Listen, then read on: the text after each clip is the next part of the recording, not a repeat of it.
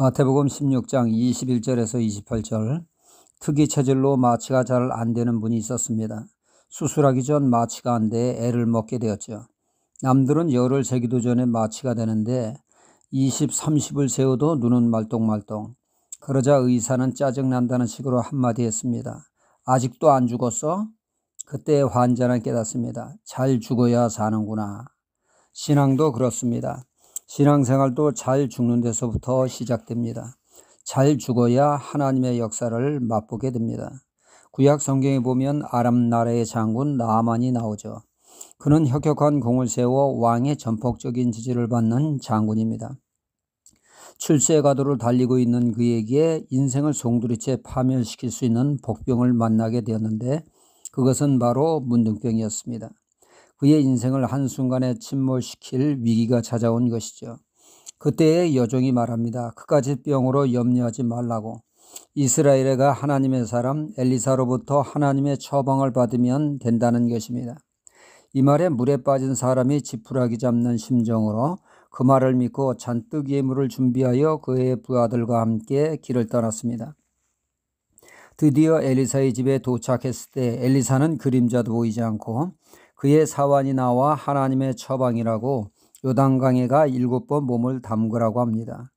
이에 나아만 장군은 크게 화가 나 그의 부하들에게 말머리를 돌려 고국으로 가자고 씩씩댑니다.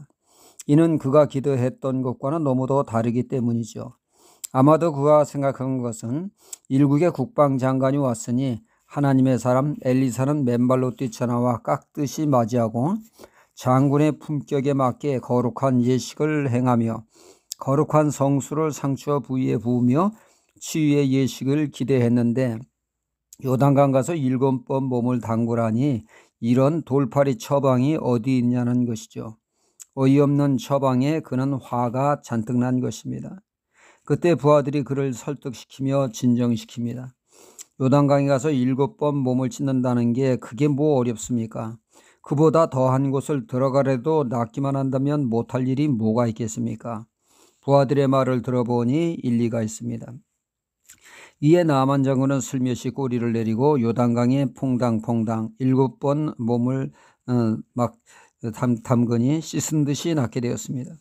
제2의 인생을 살게 된 것입니다. 만약 그때 나아만이 그의 혈기대로 지불에 돌아갔다면 아마도 평생 후회했을 것입니다. 날마다 거울을 보며 자신의 모습이 괴물로 변하는 것을 보고 땅을 치며 후회했을 것입니다. 그때 성과를 죽였어야 했는데 치유의 기회를 놓쳤다고 말이죠.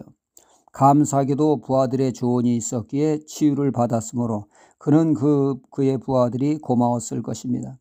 그때 그의 성과를 죽이지 않았으면 그의 건강은 죽었을 것입니다. 그의 격한 화를 죽였기에 건강히 살게 된 것입니다.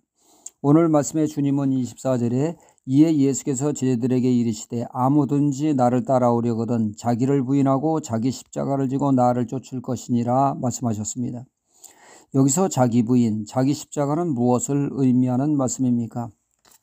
한마디로 잘 죽어야 한다는 말씀입니다.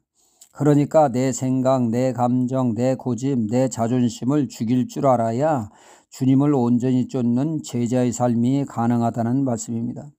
이처럼 죽어야 할 것을 죽이지 않고 우리 자신이 죽지 않으면 마귀짓 한다는 것입니다. 23절에 예수께서 돌이키며 베드로에게 이르시되 사탄아 내 뒤로 물러가라 너는 나를 넘어지게 하는 자로라 말씀하십니다. 내 자아가 죽지 않으면 시퍼렇게 살아있으면 절대로 하나님의 말씀에 순종하는 삶을 살 수가 없습니다. 하나님의 나라를 세우는 자가 아니라 하나님의 나라를 파괴하는 하나님의 뜻을 역행하는 파괴자가 됩니다. 그리스도의 삶에 왜 변화가 없습니까?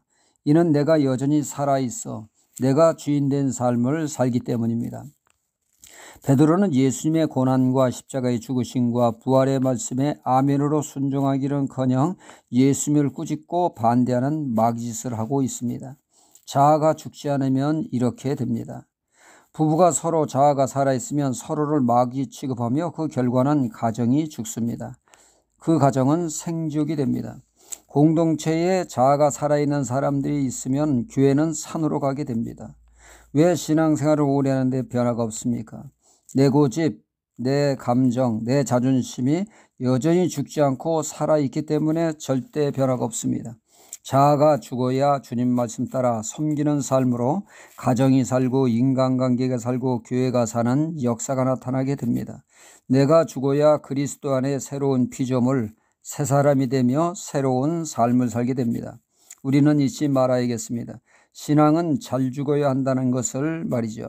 그래야 비로소 신앙 성장이 있습니다. 할렐루야.